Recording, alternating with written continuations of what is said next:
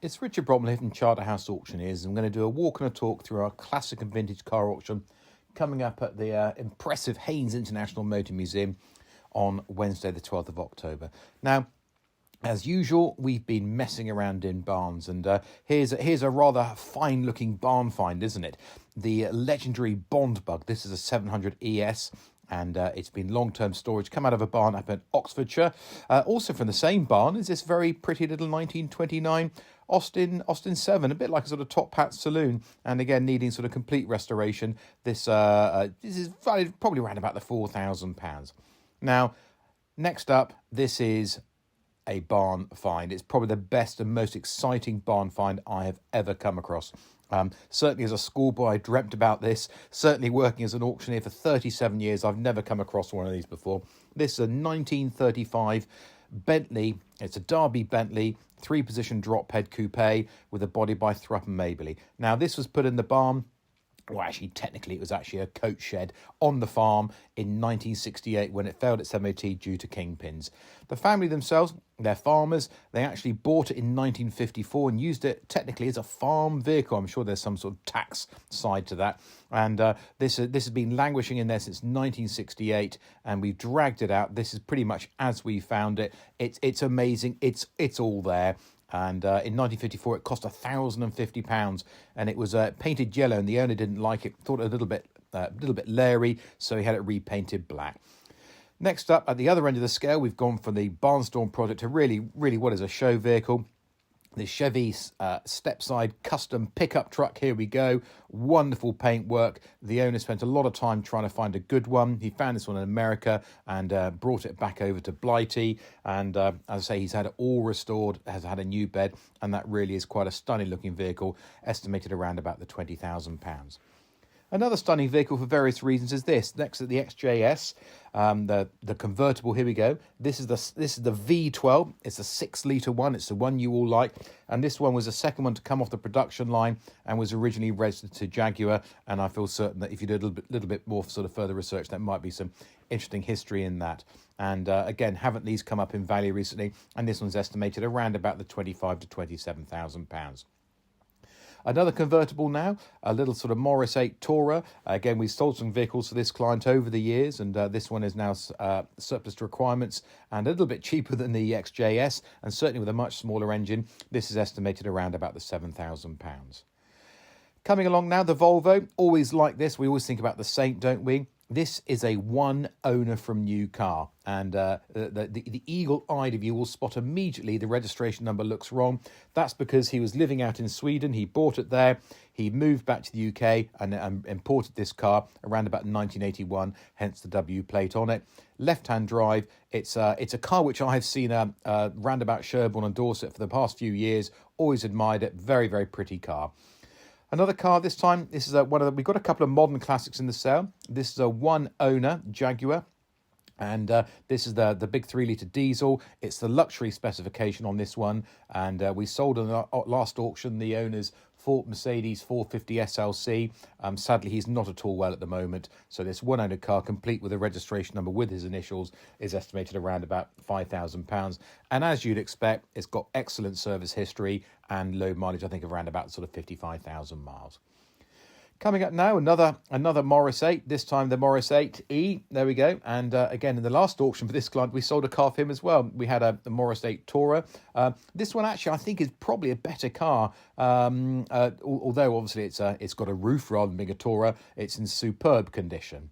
Also in fantastic condition is this Rover 100, the P4, and this is currently owned by he was the Wessex area chairman for the Rover P4 Owners Club, so a well-known club car, beautifully presented. Coming up from Bournemouth now, we've got a little sort of Fiat 500C, a little Topolino. Very, very rare to see on these shores these days, aren't they? And again, this one, sadly, the owner's is not at all well, and the little Topolino, sweet little car, is estimated around about the £6,000 to £7,000. Next up is the Lotus Elan. Here we go, the Series 4. Again, a sweet little car here. And this one is only two owners. The chap's had it since about 2000. He's had it resprayed. Sadly, he's got bad hips and knees, and he's struggling to get in and out of it. And this rather sweet and well sorted little Lotus Elan is estimated around about £20,000. Coming along now is another modern classic. This time, doesn't look great from the side. It's not a 318 diesel or whatever. This is actually the full fat, the 33i M Sport. And amazingly, this is a manual. Now, they produce less than 50 of these in manuals. A huge amount of interest in it. This is basically one family owned from a year old and is sadly from a deceased estate now, and estimated at sort of £4,500 to £5,500. We've had a great deal of interest from across the UK up to Scotland and everywhere else. Next up is Fiona, the little Austin 7 Tourer. Here we go. Now, Fiona has owned by the current vendor, the owner, for 64 years. Now, that's way much longer than I've been alive for. And sadly, he's of quite a good age now. And he's obviously given up driving. And it's time to let Fiona go on to a new pastures, a new garage. I asked the family why it's called Fiona. And apparently back in the 1960s, there was a model called Fiona. And he named his car after that. I'm not quite certain what his wife thought of that. But Fiona is estimated around about the sort of £7,000 to £8,000 and has certainly had a lot of work done to her between sort of 2000 and 2015. Another Austin 7, yeah, we get plenty of pre-war action here in the auction. We've got a Nippy, again, beautifully sorted Nippy this one is. Very rare. They didn't produce many Nippies, and this was basically bought with the purpose of driving down to the Le Mans Classic, and the client's done that, and it's time to let this one go. Another convertible this time is it's a bit of a big boy. Again, sadly, this is from a deceased estate. Again, we've sold lots of cars. We had a Bentley Continental in a couple of sales ago from the owner, and this is the TVR. It's a 1998 TVR Griffith 500. Also from the same owner is this little Sprite. Now, again, eagle-eyed of you, you'll notice immediately it's on a D plate because it's a 66 car. This is actually an MG midget that's been converted by the Isle of Wight sprites, and very well sorted. Very dirty and dusty in the photograph, but we're going to get that washed up, and that actually looks superb. That was bought in 2018 by the owner from Mike Orther's MGs, and he paid £15,500 for it, and we've got this one estimated in the auction at less than half of that at about the £7,000, so a good bargain for someone there. Coming up now is another trio of MGs. We've got the MG TD. This is a 1250. Again, lovely combination of the colour there with the red leather interior as you'd expect, and that's estimated around about the 15,000. Next along in this sort of a diamond white, this is an MGB GT V8, and it is an original V8. It's not a transplant, and that's estimated around about £20,000. And again, that is ready to go. Huge amount spent on it. And finally is the MGA, the 1500 Roadster. This is something, again, eagle-eyed of you think, well, wasn't that in the last sale? Yes, it was, but it had a clutch master cylinder failure, and so it'll be coming up this time. And interesting stat on this owner, he's basically been retired almost longer than he's worked, so he's certainly had value for money out of his pension, and again, he's not really able to drive it so much these days, and best bid to be submitted on that. Coming up now, we've got a little group of Triumphs. Those of you who know me know I'm a bit of a Triumph nut. We've got a TR3A. Again, long-term ownership, a well-sorted car, lovely with that sort of French or powder blue. That's estimated around about the 22,000.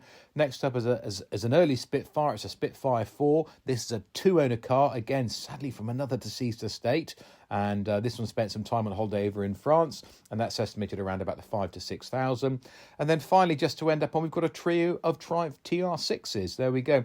First up, we've got the yellow one here. Again, this is long-term ownership. This not been on the road, I don't think, since 1976.